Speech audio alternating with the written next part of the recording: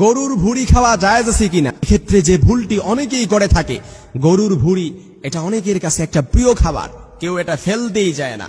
অথচ ভুঁড়ি খাওয়ার ক্ষেত্রে হর হামেশা আমরা যে ভুলটি করে থাকি, যেহেতু এখন কুরবানির সিজন, যারা কুরবানি দিবেন অবশ্যই তাদের কথাগুলো শোনা উচিত। আল্লাহ তাআলা কোরআন আল কারীমে সূরাতুল বাকারার মধ্যে আল্লাহ তাআলা বলেছেন, আনফিকু মিন তাইয়্যিবাতি মা কাসাবতুম, আমি যে রিজিক তোমাদেরকে দিয়েছি সেই রিজিক থেকে তোমরা পবিত্রগুলো আহার করো। আপনি কুরবানি দিবেন, গোশত খাবেন, গোশত খাওয়ার পরে অর্থাৎ এই রিজিক যেহেতু আল্লাহ তাআলা দিয়েছেন, তার মানে হর হামেশা গোশত খাবেন এটা অবশ্যই নাই। এই গোশত খাওয়ার ভেতরেও আল্লাহ তাআলা গোশতের মধ্যে গরুর কুরবানির অর্থাৎ গরুর মধ্যে 60টি অঙ্গকে আল্লাহ তাআলা হারাম করে দিয়েছেন। এর মধ্যে আপনি যে অঙ্গগুলো খাবেন না আর যে অঙ্গগুলো খাবেন এটা আমাদেরকে বুঝতে হবে।